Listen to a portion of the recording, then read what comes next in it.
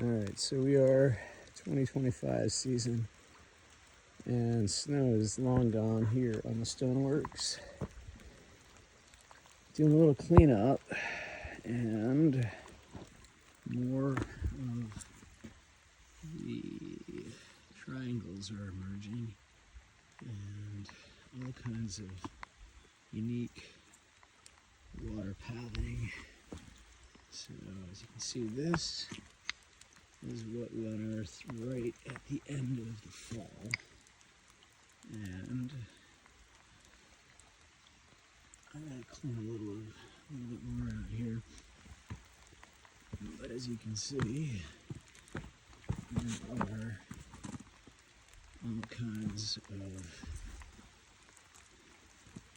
reflecting pools. Now this is where I was just cleaning out, and it hadn't been this full yet. So it's holding that pattern, similar to that one, but a little offset, almost pointing to the top of that to follow it across.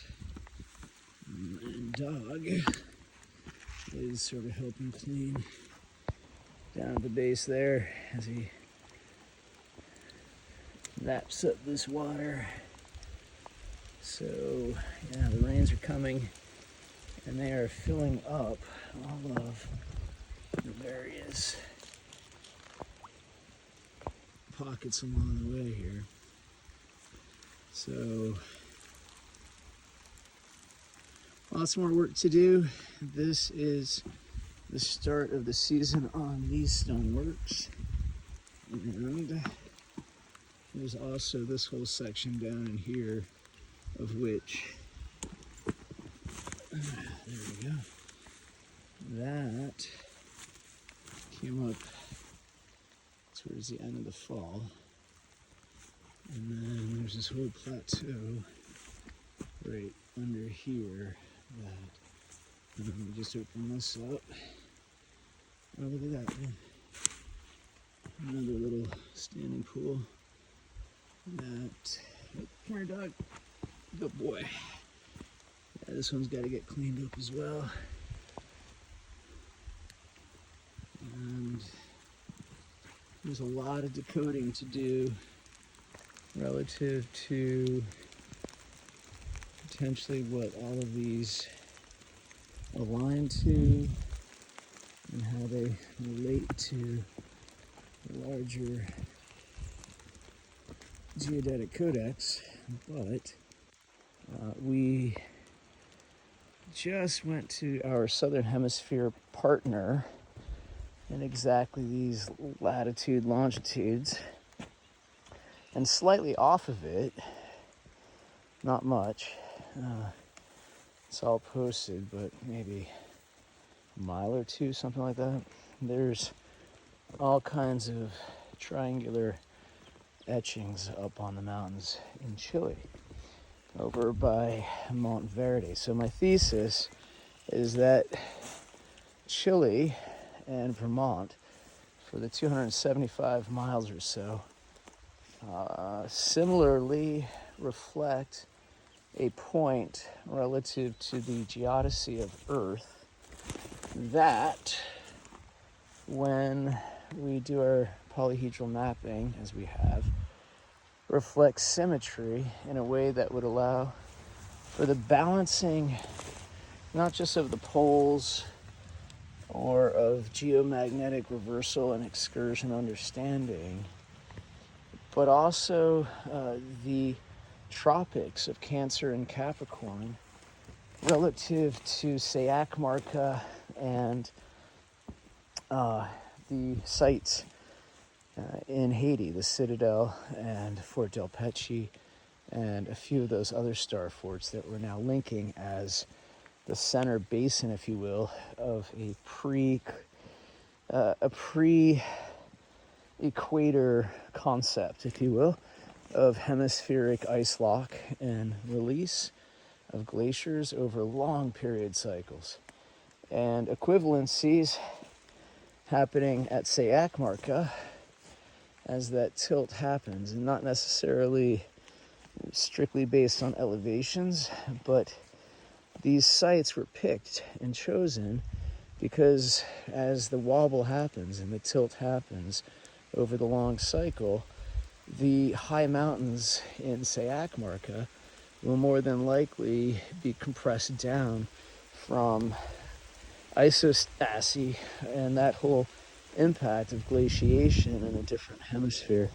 And these are the realities of what Earth is living through as far as a harmonic cycle in the broader cosmos that we exist in. So enjoy the rocks. I think they relate in a very beautiful way that we're just now starting to understand at deeper levels and are publishing at our website. So do check out the chir.app. That's CHIR.app. And you can check out the codex or codex.html, where a lot of these things are discussed.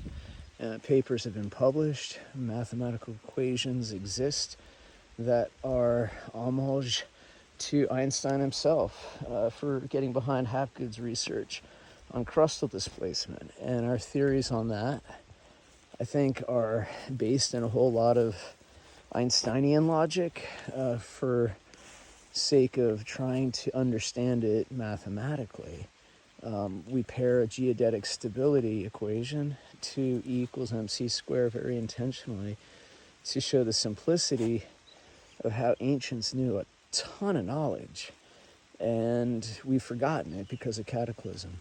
Now, that's just my theory, but what I can prove and our team can demonstrate over the coming years is that crustal displacement across the mid-Atlantic ridge, a 4,500 mile long section, just has slipped across multiple epochs. So 125,000 years ago during MIS 5E, or 40,000 years ago during the MIS 3, or even as we get into the meltwater pulse 1A of 14,000 years ago.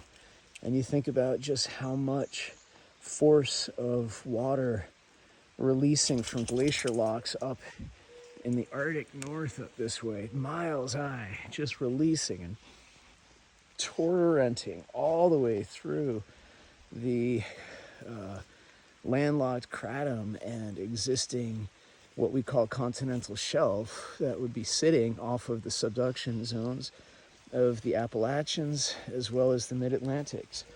And the mid-Atlantics being the younger range at only 8 million years old, compared to, say, if you go up to the Worcesters, the center point of the mid-Atlantic hotspot that beget the Laurentians, that would have been a supervolcano 17,000 feet high, 1.8 billion years ago.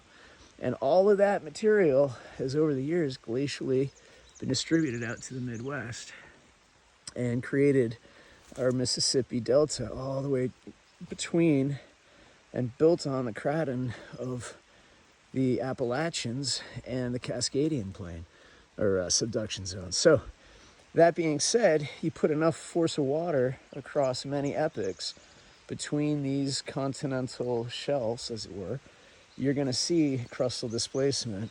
And that's what Einstein and Hapgood spoke to, and others are more recently speaking to. So credit where credit is due. Lots of thinkers have believed in this, but plate tectonics took over for the reason that it was easier for people to understand. And even though Einstein put his name to this theory, it didn't take hold as far as crustal displacement as a real thing. I believe it exists, and I think we could demonstrate it very readily. But that is because of cross-disciplinary analysis of what I think is carved in stone. So I hope everybody's well. Hopefully this will engage you for the season ahead. If you want to come check it out, give me a holler. And otherwise, a like, a subscribe, all of that is helpful. Appreciate you. Peace.